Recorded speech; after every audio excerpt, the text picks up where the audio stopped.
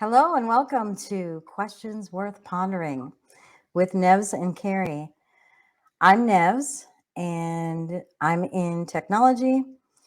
I work for a software company. I have a dog and a cat, and I'm just kind of very logical.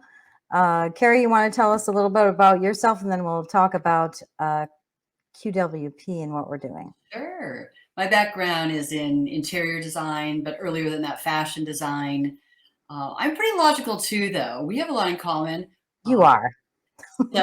but we both love animals. I have a little Maltipoo. I've done rescue throughout my life. I have a passion for animals and love gardening and digging in the dirt and getting dirty. I I love grew, gardening too. I love it so much. yeah, and I grew up with four brothers, so I'm kind of a tomboy, and so that was fun, actually. Yeah, there was 5 in my family too growing up, but not all brothers. So, There were pros and cons, so it was good though. so I'll let everybody know a little bit about our questions worth pondering. We noticed when we're watching the news or reading newspapers, trying to get information, that we're just kind of getting whatever whoever's delivering it wants us to hear. So we decided to just start researching ourselves and figuring things out, and asking questions that I think a lot of you are probably asking too. Like, how did inflation get so high? That's our first show today, but we'll be asking a lot more pointed questions. We'll be asking you for topic ideas, but we'll be delving into politics, current events, healthcare, and religion. Mhm. All of the taboo topics that you're not supposed to talk about at the dinner table. Is that right? Or not at work, or with whatever, with coworkers. So with that, we'll go ahead and get started with our first topic. Oh, and I really quick, I just want to let folks know that our first show here is recorded. I think our second and third show will probably be recorded, but we plan on doing live streams. And we plan on keeping them short too, to about 30 minutes each. So we won't have super long live streams, but we do want your feedback, and we will take that feedback and adjust our show based on that. So with that, let's delve into inflation, shall we? Let's go for it. Let's go for it. Okay. So as a disclaimer, Carrie and I are not economic experts. Are you, Carrie? Are you an expert? Definitely not. Okay, so with that being said, it really doesn't take an expert, though, to notice that inflation has soared over the last couple of years. We want to know why. So we're asking that question. And if you watch the news and some of the experts, they are saying that inflation is caused by the COVID pandemic, and gas prices are caused by Russia invading Ukraine. Although some of that might be partially true, there's a lot more to it. So 2 years ago, our gas prices were $2 a gallon, right? Yes. And I don't know about you, but that's about where it was for me. It depends on where you were, Mhm. where you live, right? California more. If you have a 401k, you could see very easily how much it went up, then how much it went down over the last couple of years. So what happened? We're going to ask that question, and we are going to start with the topic of gas and energy. I don't know if you want to start us off, Carrie, and then I can delve into some of the research we've done. Sure. Yeah. Well, Okay. y'all probably, most of you probably know that there was a fracking ban. If not, there was with the new administration, and 97% approximately of the leases were not renewed, and that was about 25% of our production. And so it put us at the lowest production since World War II, and that's obviously was a big part of the problem. Um, So, and here we are today with our emergency reserves at a 40-year low because we had to dip into them, which they're really there for an emergency. Mm-hmm. Yeah, and we were told that gas prices were up because of the Russia-Ukraine conflict. And would want to ask the question because we were energy independent. Mhm. So if that's the case, how could Russia attacking Ukraine impact us if we were energy independent? So we found some of the reasons why. Carrie, you just touched on fracking. Basically, there were 2 executive orders and 1 secretarial order that was signed in as soon as the new administration took office. The first executive order is Executive Order 14008, where we return to the Paris Climate Accords. Mhm. And you would wonder, well, what does that have to do with inflation? But it impacts the gas and energy sector because of the regulations that are required under that. Definitely. Yeah, and then we also had a secretarial order, and this particular one, Section 3G here is a suspension. So they suspended fuel drilling and fracking on public lands. So not all, but on public lands. And this was done back in 2021 as well. And then the third is Executive Order 13990, where the Keystone XL pipeline was revoked. Mhm. And the trickle down effect with these climate initiatives, because that's what these are, Mhm. oil production went down while demand for oil did not. Right. So through 2021, gas prices started increasing, but gas demand did not. And jobs were impacted with the Keystone pipeline. About 1,000 jobs, give or take, were immediately lost. And then the potential projected hires were about 10,000. So it should Mm, impact that as well, the workforce, and an estimated about 1.6 billion in potential wage loss. So it was really a big deal. And when you consider that it's all for a push toward green energy, which doesn't help us now, it's all for future. So you can yeah, see the problem. that's true. Yeah.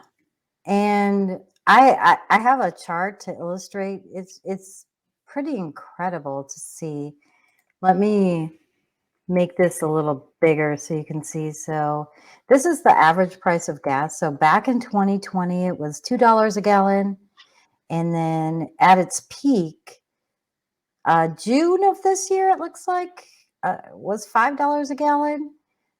And then it went back down. So what happened between here in April?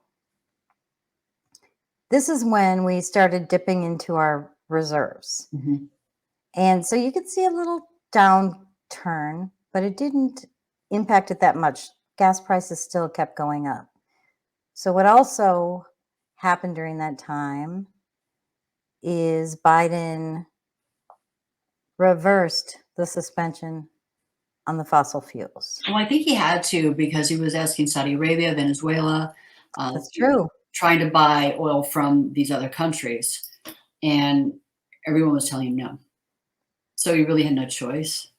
Yeah, I think they've requested from Saudi a couple of times. Yeah. And then in August, they went into the reserves again, 10 million barrels of oil in our reserves. Mhm. And then gas prices went down again. And now you can see they're kind of, I don't know if they're going to go back up or if they'll stay pretty steady because now we can drill for oil again on public lands.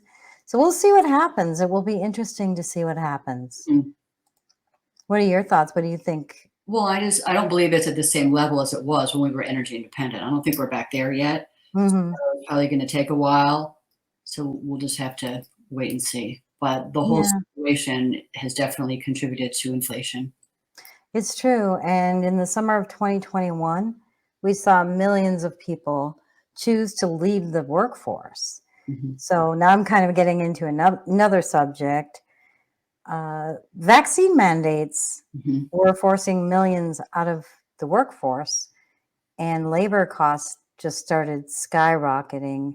A lot of people were leaving, not just because of vaccine mandates, though, to be fair. Some of it was because they could make more money with their unemployment and Mhm. those PPP loans, and they could, well, I don't know, PPP was for paying employees. So There were a lot of spending packages. there were. I Yeah. can't keep track of them all, but no, but people could make more money on unemployment, or if you were an independent contractor getting those PPP loans because you are your only employee. Mhm. So a lot of people were out of the workforce. A lot of Wages, people were paid to stay home. I mean, well, that's what I meant. that's really they were Right. actually paid with the helicopter money, whatever you wanna call it.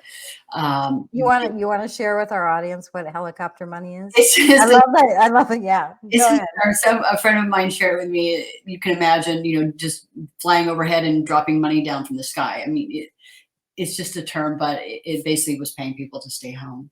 And so what happened was employers, the businesses that weren't closed down, it was about a 2 to 1 jobs to workers. And Yeah, so and then when people had money, it created a demand, but the supply was lacking. And so that right there is inflation 101. it's true. And then the employers had to start raising wages because they were trying to lure workers in, employees, they were competing. And so, you think, oh, that's great. But when you raise wages, we're going to pay for it somewhere. The goods go up. And It's true. so, the consumer pays for it. That's just how it works. They do, and there were, like, fast food restaurants competing for workers, so they were raising their rates. Do you remember when everybody was up in arms, like, "They need to raise the minimum wage to $10 an hour," and here you saw fast food restaurants offering $15 an hour, Mhm, and they had big signs in their windows, mhm, and as a matter of fact, there's okay, so that was companies competing against each other, which I'm all for. mhm. But then now, just to put a little more burden on businesses, California has a new law that could potentially raise fast food wages to $22 an hour for fast food. So prices are just going to continue to go up, at least in California. Definitely. So I'll unshare this. But I will say this because I have been in business. The cost of labor is the biggest cost for small business and for big business too. Mhm. Employees cost a lot of money. So with that expense, as those labor costs go up, companies have no other choice but to raise their prices And we're or, seeing it. or fire people, but they need the people. They're already having a hard time getting workers. So, and many big companies are mandating vaccines, or they were. I think some have stepped back. There's a huge reversal happening right now. Yeah. There's a lot of apologies. A lot of employees are being hired back with back pay. So it's Yeah, I heard that in New York, right? yeah. All the gas price increases that we talked about Mm, increased for the truckers, but then the truckers were also like having vaccine mandates, and especially up in Canada, mhm. and that impacted the United States. There's a lot of trucks that go between Yes, the United States and Canada, and they had those big Canadian protests, and it was interesting to see those Canadian protests lasted quite a while, and mm, they were out in the cold. it was brutal. Trudeau was came down pretty harshly. Yeah, he did. I actually have a video. Should we play that video? Yeah, let's Do we have time? We might be running out of time. That's okay. I'm going to play it anyway. So I have to apologize to everyone first. It does have subtitles. It's unbelievable that some of these really free countries like New Zealand and Canada became super strict with vaccine mandates. It's shocking. Australia was huge. Yeah. All right, here's Trudeau. Pas affectés par ces camionneurs qui ne peuvent plus transporter des biens. Parce qu'il y a beaucoup de gens qui s'inquiètent, là. Ben, je comprends, mais comme j'ai dit, presque 90% des camionneurs au Canada sont vaccinés. On sait que la meilleure façon de continuer d'empêcher les interruptions dans nos chaînes d'approvisionnement, c'est justement que tout le monde se fasse vacciner. He continues to go on. I'm going to cut that one a little bit short, but you get the idea. The press conferences, mandating vaccines, putting out that push on the truckers. And I was impressed with the protests up in Canada. And they went for over a month, I think. They had worldwide support. Yeah. I don't think the media ever covered it, but they did. They had worldwide support. I don't think they did either. And actually, I think I have a video, but I don't think I queued it up in here. It would be good to show. Here it is. I've got it. I hope you see the truth. This puppet show stays on because of you fools. We've been dancing with the devil way too long. I know it's fun, but get ready to pay your dues. Oh God, come back home. There were miles and miles of trucks. I don't need to show the whole video, but it was pretty amazing. Yeah, they were out there with their families. They weren't able to work. People were supporting them. There were fundraisers, but the Canadian government didn't allow them to get the money to the people. It was draconian. And the whole reason we're bringing it up in this show is because the truckers really have a lot to do with inflation. If we don't have our supplies being delivered, our shelves are empty, prices go up. Do you remember back in the fall when in California, when there were all those ships sitting out at sea? Yeah. And the shelves were empty in many, many states. Yeah. Some more than others, but yeah, all of our goods were stuck out there. Yeah. There were ships stuck out in the California ports. And it was due to the fact that the shipping containers that were already delivered weren't moving. So why was that, right? I've actually got some information I'm going to pull up on that.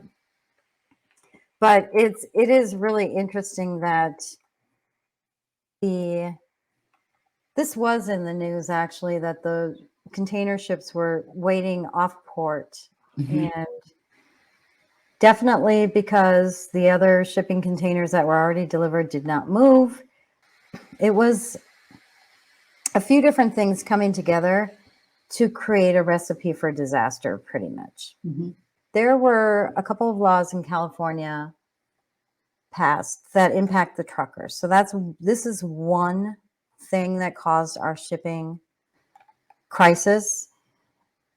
This law required that anyone with older vehicles have to purchase new commercial vehicles in order to meet the California emission standards. So on January 1st of 2020, any vehicles 2004 and older needed to be replaced with new vehicles. And then again so this is like staged. So in 2021, vehicles older than 2007 needed to be replaced. And then coming up here in January, any models older than 2010 and older will need to be replaced with newer models. And it's shocking to me because truckers can have their vehicles for 20 years and they're still running well. Those diesel engines, they just go on forever. Yeah. And it's a large investment Massive. to purchase a truck. So this caused some truckers to decide to not work in California.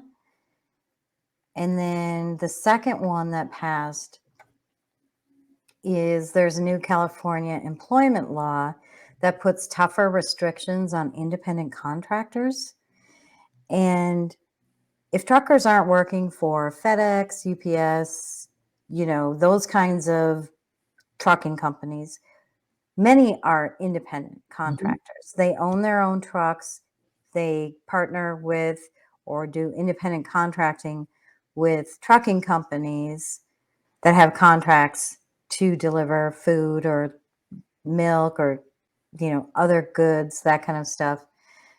So between those two, plus the shipping yards were low on employees due to both the vaccine and the mask mandates.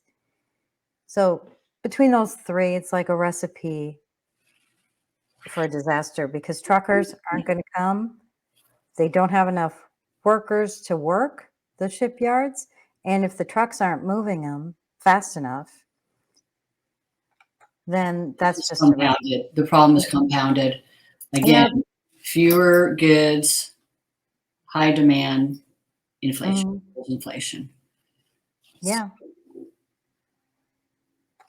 So what happened was that Florida is like, we'll take them. We have to make sure people can go Christmas shopping as normal. We have to make sure that all the necessities are there. And if it's because ships are sitting off the coast somewhere else and they can be rerouted here and we can get all those shelves stocked, then we want to be a part of that solution. Interesting. Two different states, different way of governing and outcomes. Yeah, I also heard that there was some mismanagement at the California ports as well. So, Yes. but we do need to move on to the next section, which is government spending. So I am going to have you run this one, Carrie. Okay, so the fiscal spending is basically just borrowing against the taxpayers. We're the collateral. The taxpayers are the future because we all know that the spending it's been about $7 trillion a year for the last 2 years. And it's pretty mind-blowing that since January of 2020, 80% of all the US dollars in existence have been printed in these last 2 years. What? I know. I mean, everyone's been watching the debt clock and I mean, hopefully, but that's what's been going on. And so they're just on a spending spree, they just can't stop spending. And Well, I've got a video about their spending. Things are looking good, but while that might be true at first glance, that 2.6%, a considerable gain from the first and second quarters of negative growth, the 2.6% was made up almost entirely by increased exports and government spending. And economists think that that will drop off in the fourth quarter. And also consumer spending is slowing down, and that constitutes up to 70% of the U.S. economy. So it is a warning sign there. Wow. I mean, I'd much rather see organic growth from people and businesses, people spending money, small businesses thriving, than to see growth from government spending. I agree. I think everyone would, since now we can really see the effects of it. But what the American Rescue Plan, the Build Back Better, that was a $1.9 trillion spending package, and that was during the pandemic.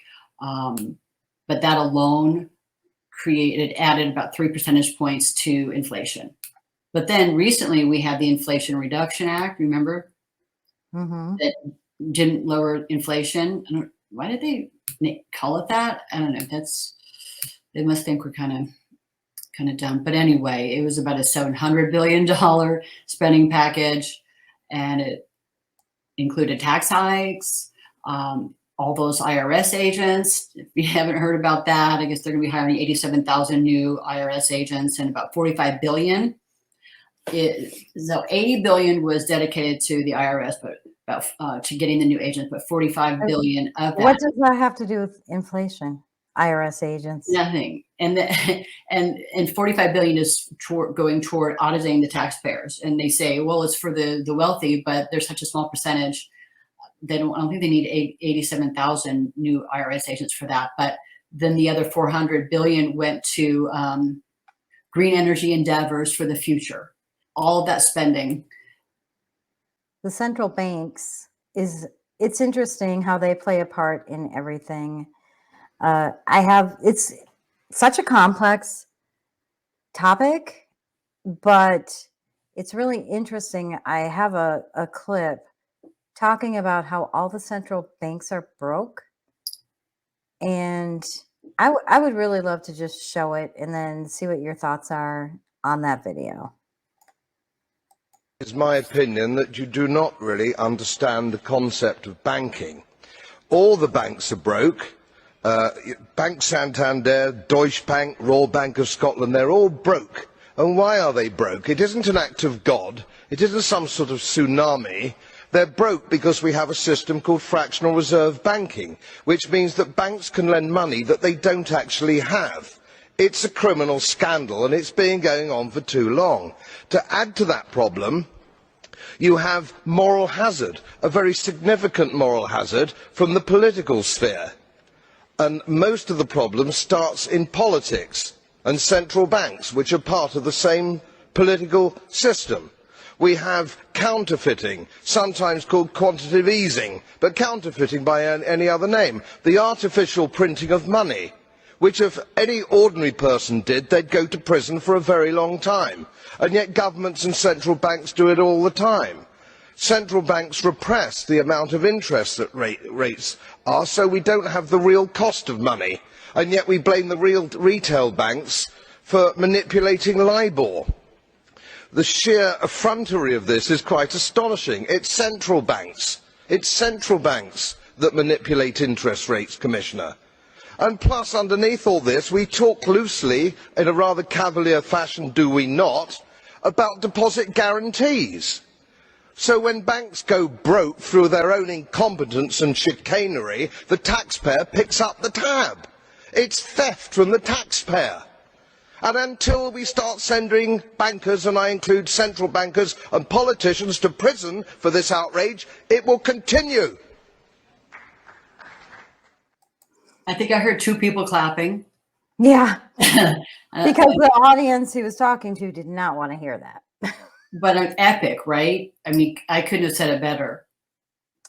It really is amazing because it is such a complex subject, but I think he very succinctly kind of told us all what's happening. Mm-hmm. And I just wonder, I mean, I know we've functioned as a republic without a central bank, and many have been against it. Many were right before it began in our nation. But could they be run differently? I mean, are they salvageable with the right leadership? I mean, I think whoever runs these central banks makes a big difference, but I would like to see them done away with. The Fed needs to go. Yeah. Seriously. But getting back to the economy and where we're at, are we headed into a recession? Are we already there? Bloomberg is saying yes. But with the latest numbers that came out, the current administration says the economy is strong. It's very confusing. This is an example of some of the narratives, that are out there. But I'll play a really quick video on this. The economy every day for 19 months. Now Bloomberg economists are forecasting a 100% chance of a recession. So how is it that we can be barreling towards a recession And the economy is, as the president says, strong as hell. So I thought that was a really good question. Are we feeling any relief from inflation? Do No. things seem to be getting better? I'm not feeling anything getting better. As a matter of fact, my salary and other people's salaries are not being raised at the same rate as what inflation is. To tie all this up into a good bow, if you will, it's the demand that came out of COVID might play a part. I'll be fair on that. But I will say gas prices is the biggest impact for inflation, in my opinion, just because of when it costs a lot more for gas, then the price to deliver goods goes up, the price of food goes up, and then we've got a shortage in our labor and staffing, and those prices go up, which causes not prices, the cost of staffing goes up in the labor market, and then the shipping containers, and it's just the government spending, all of that ties together. I just don't even see how Russia even plays a part at all. We are supposed to be energy independent, and we were. So I don't even count that as impacting our gas prices. What are you? I would agree, and I think we can be again. We'll see Yeah. what the future holds. It's true. It's true. So let's get to our final thoughts. I'll start, and then let's let you finish us off and close us out. Does that sound good, Carrie? Sure. All right. I know inflation can be a complex topic. It leads to many other topics, which we will likely get into. But if you step back and you look at it from the 30,000 foot view, so all of those things that impacted, it's easy to see how all of that fits together. And I hope we've explained that and what a destructive domino effect that can happen because of that. Mm-hmm. Whether it's through unfortunate circumstances or this is not what we got into, but I'm throwing some of my opinions out there through a grand design. I do believe some of the more global people that are in the more elite class might actually have been planning some of this for the agendas that they have. And more will come on that in the future, so I'm not going to get into that. But I will end this with a quote I love from Thomas Jefferson, that the cornerstone of democracy rests on the foundation of an educated electorate. And the reason I want to end on that quote is because it's really important for all of us to know who we're voting for.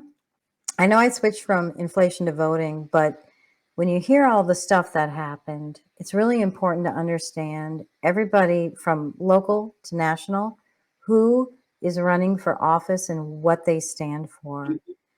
And if they stand for any of the things that we've gone over that would cause that domino effect, I just ask that you consider your vote in those cases. And with that, I'll let you give your final thoughts, Carrie, and then we'll talk about what's next.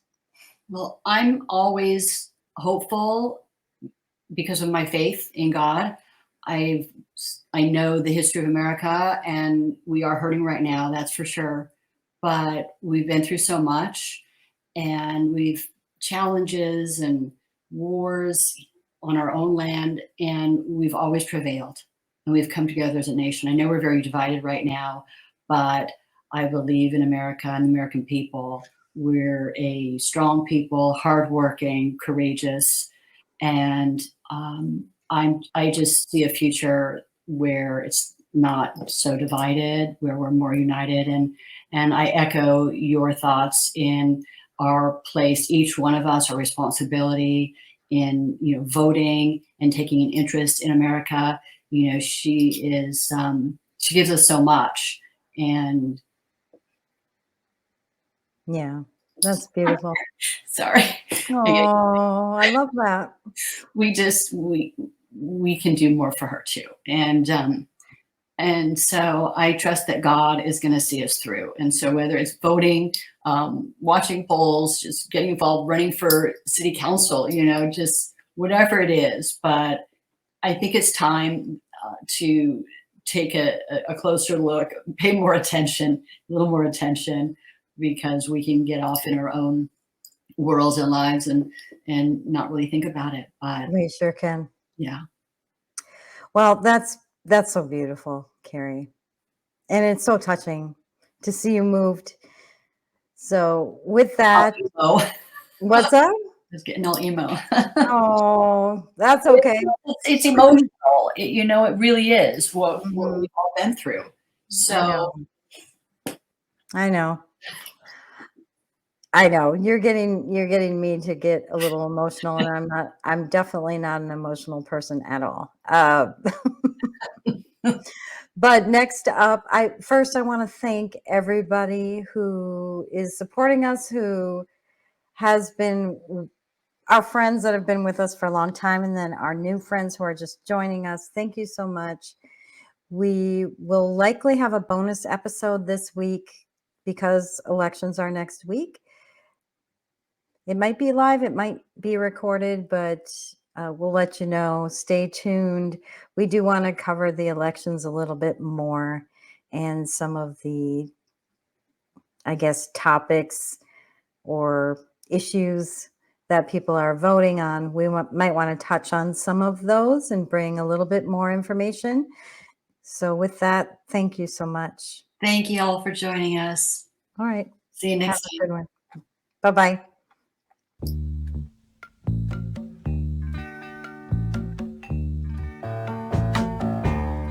I can see clear.